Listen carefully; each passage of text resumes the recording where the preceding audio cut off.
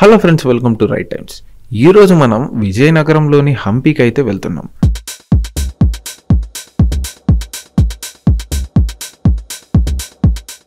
హంపీ బెంగళూరు నుంచి 350 కిలోమీటర్ల దూరంలో ఉంది. ఇక్కడికి రోడ్లు, రైలు మార్గాల ద్వారా చేరుకోవచ్చు. బెంగళూరు నుండి అనేక బస్సులు అందుబాటులో ఉంటాయి. ట్రైన్ ద్వారా అయితే హంపీ నుండి 15 కిలోమీటర్ల దూరంలో హోస్పేట్ రైల్వే స్టేషన్ ఉంది. అక్కడి నుండి రావచ్చు. ఫ్లైట్లో రావాలనుకుంటే హంపీ నుండి 40 కిలోమీటర్ల దూరంలో విద్యానగర్ విమానాశ్రయం ఉంది. అక్కడికి చేరుకొని రోడ్డు మార్గం ద్వారా హంపీని చేరుకోవచ్చు. బెంగళూరు, హైదరాబాద్ నుండి అయితే డైలీ ఫ్లైట్లు ఉంటాయి. హంపీలో టాక్సీలు, బైకులు అండ్ సైకిళ్ళు అద్దెలకు దొరుకుతాయి.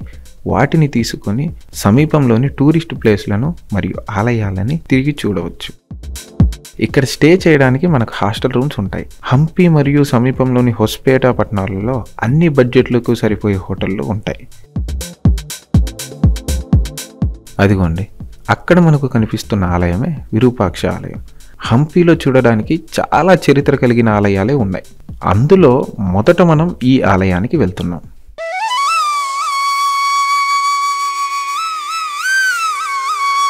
చూస్తున్నారుగా ఈ గోపురం ఎంత పెద్దగా ఉందో. ఈ దేవాలయానికి 7వ శతాబ్దం నుంచి నిర్విఘ్నమైన చరిత్ర ఉంది.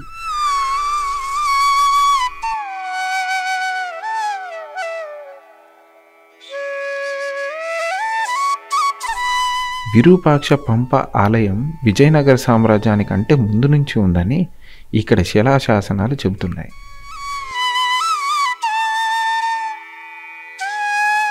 ఇది 10 నుంచి 12వ శతాబ్దానికి చెందిందై ఉంటుందని చరిత్ర ఆధారాల ప్రకారం ప్రధాన దేవాలయానికి చాళుక్యులు, హోస్యాల పరిపాలనలో మార్పులు చేర్పులు జరిగాయని, అయితే ప్రధాన ఆలయం మాత్రం విజయనగర రాజులే నిర్మించారని అంటారు. తూర్పు ముఖంగా ఉన్న ఈ విరూపాక్ష ఆలయం ప్రధాన రాజగోపురం 11 అంతస్తులు కలిగి చాలా ఎత్తుగా ఉంటుంది. ఇక్కడ దేవాలయంలో ప్రధాన దైవం విరూపాక్షుడు అంటే శివుడు. ప్రధాన దేవునికి అనుసంధానంగా పంపాదేవి గుడి, భువనేశ్వరి దేవి గుడి కూడా ఉన్నాయి.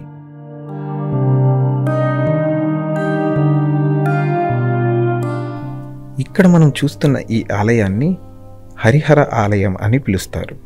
ఇది విరూపాక్ష ఆలయానికి తూర్పు ముఖంగా ఉంటుంది.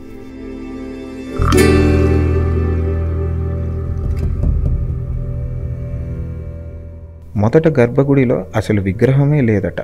ఆ తర్వాత కొత్త శివలింగాన్ని ప్రతిష్ఠించారని ఇక్కడ రాసి ఉన్నారు. ఇక్కడ శివుడు, విష్ణువుల సంహార ఆరాధన కూడా జరిగేది అని ఇక్కడ రాసున్నారు.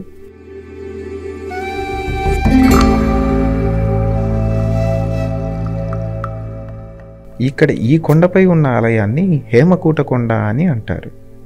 ఇవి క్రీస్తు శకం 9వ శతాబ్దం నుండి 16వ శతాబ్దానికి చెందినవి.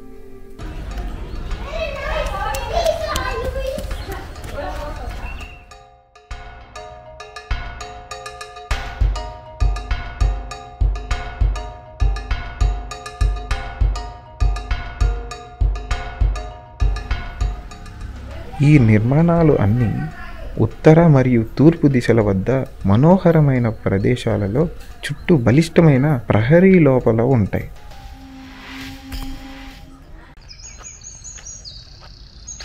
హేమకూట కొండ మీద 30 ఆలయాలు నిర్మించబడ్డాయి.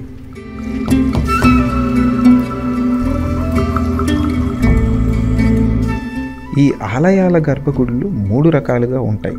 1 ఏకకూట, 2 ద్వకూట మరియు 3 త్రికూట గర్భగుళ్ళ కలిగి దేవతామూర్తులతో ఉంటాయి.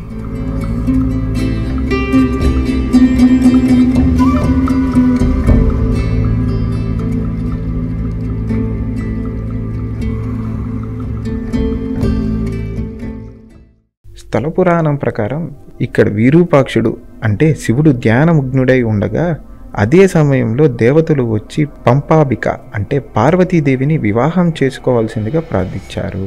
కానీ ఆ సమయంలో శివుడు హేమకూట పర్వతం వద్ద దీర్ఘమైన జ్ఞానంలో మునిగి ఉన్నాడు.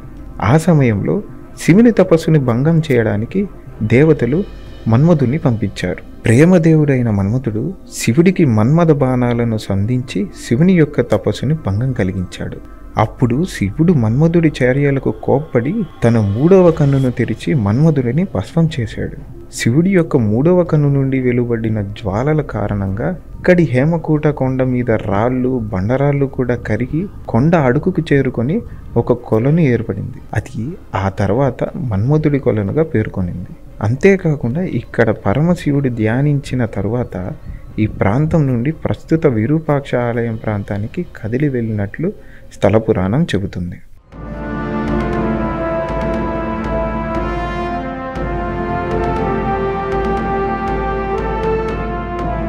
ఇక్కడ హేమకూట కొండపై తూర్పు భాగంలో ఉన్న ఆలయం త్రికుట నిర్మాణ శైలిలో 3 గర్భగుడులను కలిగి ఉంటుంది. ఈ గర్భగుడి యొక్క ముఖద్వారాలు ఒకటి ఉత్తరం వైపు, మిగతా 2 తూర్పు పడమర ముఖద్వారాలు కలిగి ఉంటాయి.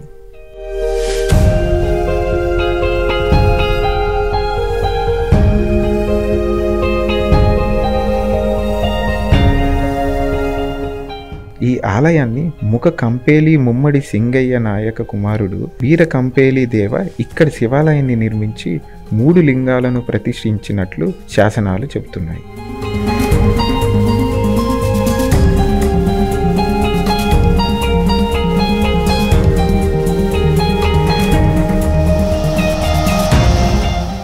ఆ తర్వాత మనం చూస్తున్న ఈ ఆలయం బడవి లింగం.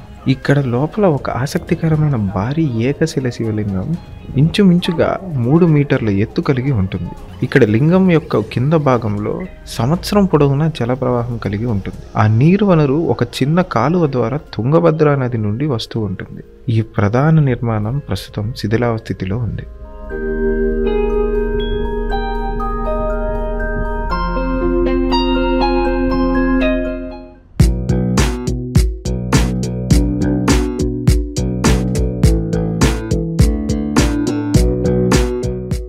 అలాగే ముందుకు వెళ్తే ఇక్కడ ఎడమ వైపున కృష్ణ ఆలయం వస్తుంది.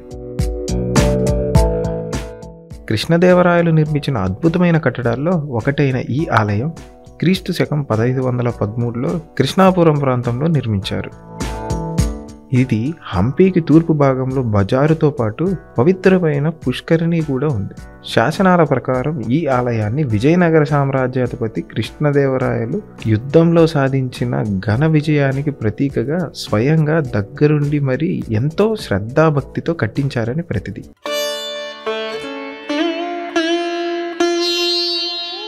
ఆలయం పూర్తి అయిన తర్వాత గర్భాలయ ప్రాంగణంలో ఒక బాలకృష్ణుని చిత్రపటం ఒరిస్సాలోని ఉదయగిరి నుండి కొనుగోలు చేసి ఇక్కడికి ఒక మండపంలో పొందుపరిచినట్లు ఇక్కడి శాసనాలు చెప్తున్నాయి. హిందూ సాంప్రదాయాల ప్రకారం ఇక్కడ ప్రతి సోమవారం నిత్యావసర సరుకుల సంత జరుగుతుందని శాసనాల్లో పేర్కొంది.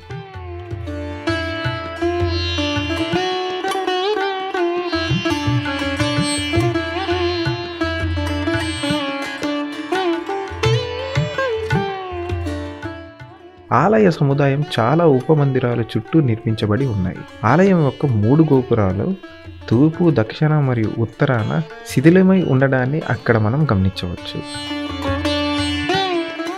ఇక్కడ ఆలయ గోపురాల మీద కృష్ణదేవరాయల కళింగ అంటే ఉదయగిరి యుద్ధ సన్నివేశాలు దర్శనమిస్తాయి.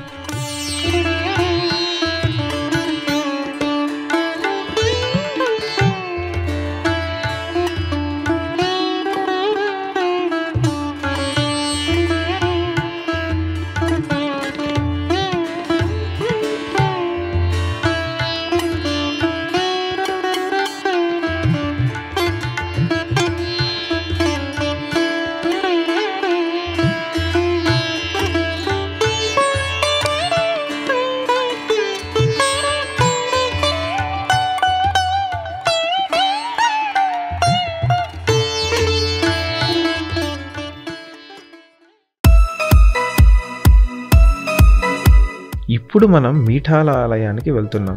ఇది హంపీలో అతి ముఖ్యమైన ఆలయంగా పేర్కొనబడింది. ఈ దేవాలయంలో ప్రధాన దైవం శ్రీ మహావిష్ణువు. ఈ ఆలయం క్రీస్తు శకం 1422 నుంచి 46 కాలం నాటిదని మనకు తెలుస్తుంది. ఈ ఆలయంలో ప్రధాన ఆకర్షణీయమైనది ఏంటంటే సంగీతం వినిపించే స్తంభాలు. వీటినే మ్యూజికల్ పిల్లర్స్ అని కూడా అంటారు. ఇక్కడ ఒక్కొక్క స్తంభం 3.6 మీటర్ల ఎత్తు కలిగి ఉంటాయి. మొత్తం 56 స్తంభాలు ఉన్నాయి. ఈ స్తంభాన్ని మీటితే సప్తస్వరాలు వినిపిస్తాయి. ఇక్కడ మరో ప్రధాన ఆకర్షణ రాతితో మలిచిన రథం. ఈ దేవాలయం గోపురం గరుడ పక్షి ఆకారంలో ఉంటుంది. ఈ ఆలయ ప్రాంగణానికి దక్షిణ భాగంలో ఉన్న గోడ మీద 3 శాసనాలు గుర్తించారు. అవి 3 వేరువేరు భాషల్లో ఉన్నాయి. ఇంత అద్భుతమైన నిర్మాణాల హస్తకళ గురించి ఎంత చెప్పినా తక్కువే అవుతుంది.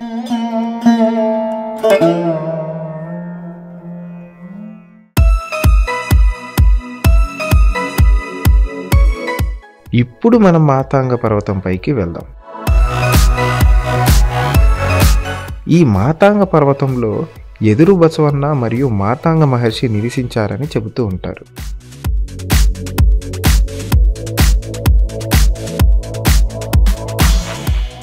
విరూపాక్ష దేవాలయానికి సుమారు 1 కిలోమీటర్ దూరంలో ఉన్న చిన్న కొండ ఇది. ఇక్కడ సాంప్రదాయం మరియు నమ్మకం ప్రకారం మాతాంగ మహర్షి సంతానం కోసం పరమశివుణ్ణి ప్రార్థిస్తూ తీవ్రమైన ఉగ్ర తపస్సు చేస్తే పరమశివుడు ఆయన ఎదుట ప్రత్యక్షమయ్యాడు. అప్పుడు మాతాంగ మహర్షి తనకు ఒక పిల్లవాడిని ఇవ్వమని అభ్యర్థించాడు. కానీ పరమశివుడు ఆయనకు ఒక అమాయక తెలివిలేని మగపిల్లవాడిని ప్రసాదించాడు.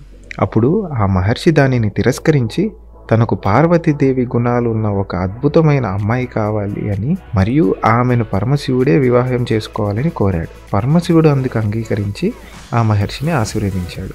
ఆ తర్వాత పరమశివుడు ఈ ప్రదేశంలో కిన్నరేశ్వరుడిగా అవతరించి పార్వతీదేవిని వివాహం చేసుకున్నాడని అక్కడ పురాణాలు చెబుతున్నాయి.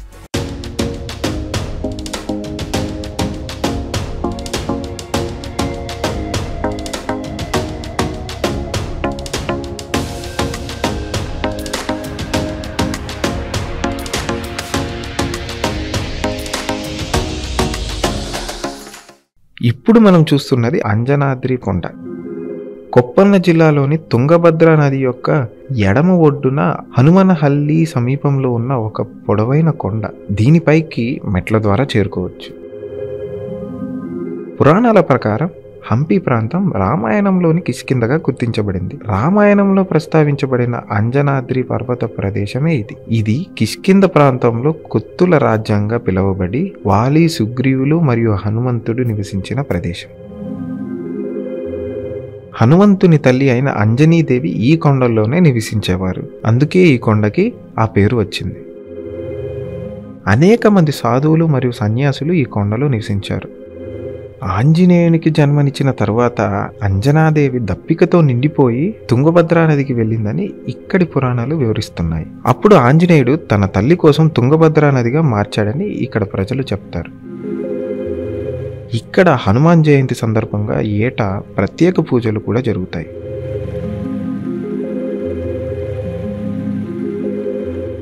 ఇప్పుడు మనం చూసిన ప్రాంతాలన్నీ మనకు హంపి సరిహద్దుల్లో ఉన్న విశిష్టమైన ఆలయాలు. విజయనగర సామ్రాజ్యం గురించి, అందులో దాగి ఉన్న రహస్యాల గురించి ఎంత చెప్పుకున్నా తక్కువే అవుతుంది. సుందర ప్రకృతి ఒడిలో ఓలలాడే హంపి ప్రపంచవ్యాప్తంగా సంపదకు ప్రతీకగా నిలిచి ఉంది. హంపి పరిసరాల్లో నయమనోహరంగా కనిపించే సహజమైన కొండలు, గుట్టలు, నది, సేతువు, నది నీటి కోసం నిర్మించిన కాలువలు, చిట్టడువులు, లోయలు, వివిధ ఆకారాలలో పేర్చబడిన బండరాళ్ళు, గుండ్లు, చెరువులు, కొలనులు, రకరకాల పక్షి జాతులు, వివిధ జంతువులు మొదలైనవి ప్రకృతి సౌందర్యాన్ని ఇనుబడింపజేస్తాయి. అంతేకాకుండా శతాబ్దాల నుండి ఎంతోమంది శిల్పులు చెక్కిన అనేక శిల్పాలు, దేవాలయాలు, గోపురాలు, సరస్సులు, ప్రాచీనులు ఉపయోగించిన వస్తువులు గత వైభవ చిహ్నాలుగా నేటికీ దర్శనమిస్తాయి. ఆనాటి రాజుల మత సామరస్యం, కళాపోషణ, దైవభక్తి, ప్రజాసేవ అడుగడుగునా మనకు కనిపిస్తుంది. సార్వభౌములు సైతం ప్రజలతో మమేకమై సాగిన పరిపాలన, జీవన విధానం, వారు జరుపుకున్న ఉత్సవాలు ఈనాటికి ఆదర్శప్రాయంగా నిలిచి ఉన్నాయి. ఇలాంటి ప్రపంచ ప్రఖ్యాతి పొందిన నిర్మాణాలు, గుళ్ళు, గోపురాలు, స్మారకాలను సంరక్షించి భావితరాలకు ఈ వారసత్వ సంపదను అందించే బాధ్యత సమాజంలోని ప్రతి ఒక్కరి బాధ్యత. హంపీని దర్శించుకోవడానికి వచ్చే ప్రతి సందర్శకుడికి ఇదొక మధురానుభూతిగా మనసులో శాశ్వతంగా నిలిచిపోతుంది అనడానికి ఏమాత్రం సందేహం లేదు. మరిన్ని ఇలాంటి ఇంట్రెస్టింగ్ వీడియోస్ కోసం మన రైట్ టైమ్స్ ఛానల్ని సబ్స్క్రైబ్ చేసుకోండి.